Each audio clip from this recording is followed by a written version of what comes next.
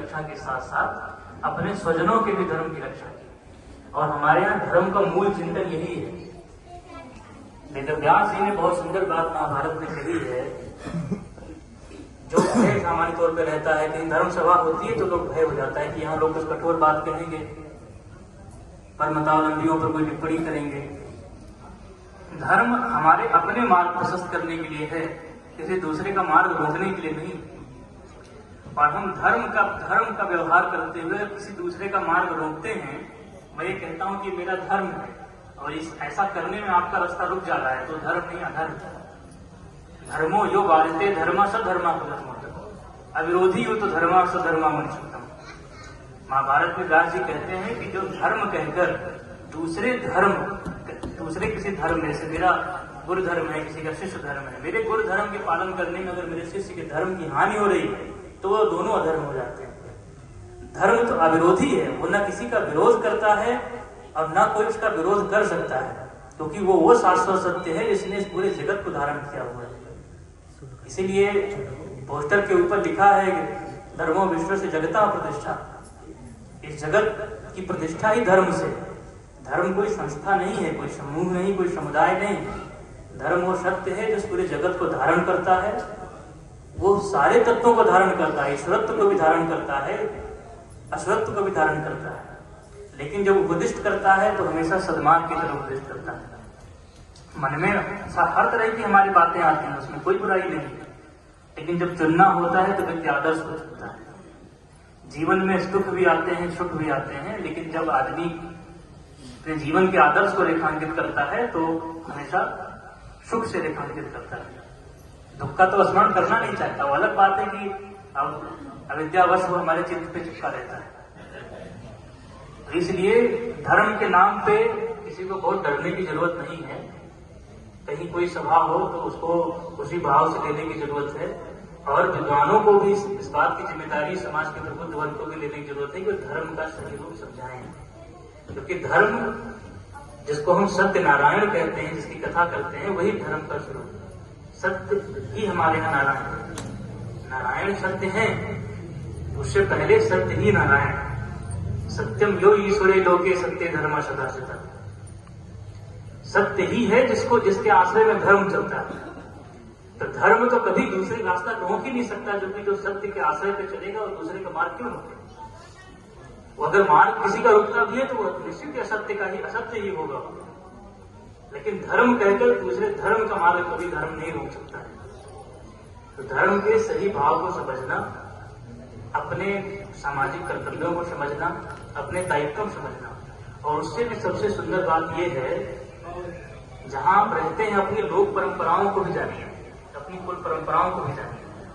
शास्त्रीय व्याख्याएं तो ठीक है, एक वर्ग तक सीमित है, जिनका दायित्व है वो तक वो आप तक पहुंचाएंगे। लेकिन अपनी कुल परंपरा, अपनी लोक परंपरा को जानना बहुत जरूरी है। जैसा कि मैं विधायक जी को जब उन्होंने बोल के खत्म किया, मैंने कहा था कि गुर्जर का शाब्दिक अर्थ होता है शत्रु का विनाशक। तो शत्रु कोई व्यक्तिगत नहीं होता है, शत्रु या तो धर्म का होता है।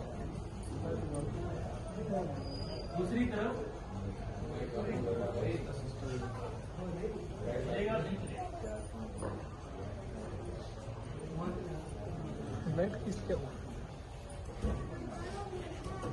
लोक परंपरा को भी समझने की जरूरत है।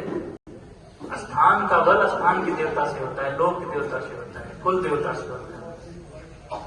सकुमरी देवी आपके पास में है, लेकिन इसमें जो लोग बैठे हैं बहुसंख्यक गुर्जर समाज के लोग हैं। आप लोगों की कुल देवी गढ़कालिका है, सैनी, हाँ गुर्जर ही है ना। सैनियों में भी यहाँ पवार के लोग हैं। पवार होता परमार शब्द का है। परमार गोत्र, शूरसेन महाराज की ख्याति और गुर्जर होने का गौरव तीनों आपके पास है। तो ऐसी स्थिति में आप धर्म रक्षा, लोक रक्षा सबकी जिम्मेदारी आपकी है। आप लोगों की कुलदेवी गढ़कालिका धार में स्थित है, कहीं मौका लगे वहां हो करके आएंगे। गढ़कालिका इसलिए कहते हैं क्योंकि बड़े ऊंचे दुर्ग जैसा उनका मंदिर बना हुआ है। और अपने इस गौरव को भी समझिए, क्योंकि पिछले कुछ, ये यहाँ विषय तो नहीं है, लेकिन फिर भी एक मेहर भोज की जाति को लेकर के हमेशा संघर्ष हो ही जाता है।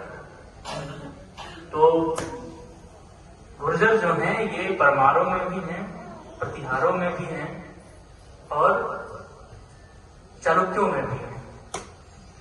ये एक बड़ा ऐसा समाज खड़ा हुआ जो उन क्षेत्रों में था जहां जहां से संभावित रूप से देश पर समाज पर आक्रमण होते थे और वर्षों तक इन्होंने उसका निराकरण किया।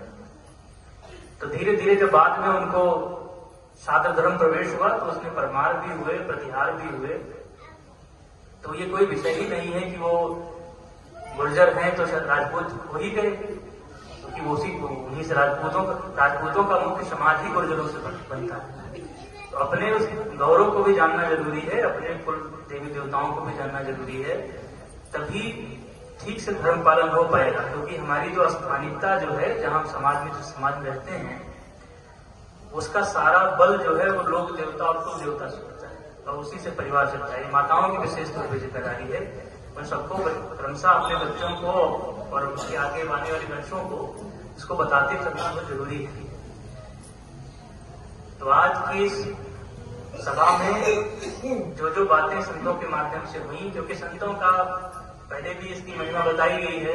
हमारे यहाँ कहा गया है दुर्लभम प्रेम देवानुग्रह दुर्गम मनुष्यतम मुमुक्षुतम महापुरुष संशय। तीन चीजें ऐसी हैं जो बड़ी ईश्वर कृपा से ही मिलती है। मनुष्यता, इस शरीर, मुमुक्षता, मुक्त होने की कामना, और संतों का संशय, संतों का साथ। इसी बात को बहुत आसान तरीके से तुलसीदास जी ने कहा, बिन सत्संग विवेक न हो, राम कृपा बिन। तो शरीर मिलना मनुष्य का, इस भारत जैसे विशिष्ट देश में पैदा होना, हम लोग तो अपने जीवन को बहुत सामान्य सा समझते हैं, लेकिन इस वंदनीय भूमि पे पैदा होना, मनुष्य रूप में पैदा होना, सनातन धर्मावलंबी होकर पैदा होना, और ये अवसर प्राप्त करना कि महापुरुषों के बीच बैठ करके अपने आत्मा और अपने लोक के संबंध का चिंतन कर सके, ये सब बहुत ईश्वर कृपा से ही मिलता है, बड़ी गहरी कृपा से मिलता है। इसका सब लोग समुचित रूप से लाभ उठाएं, ब्रह्मेश्वर महादेव की अच्छी सेवा करें, इनकी प्रतिष्ठा जैसे जैसे फैलेगी आप लोगों की धर्म प्राणता प्रबल होती जाएगी।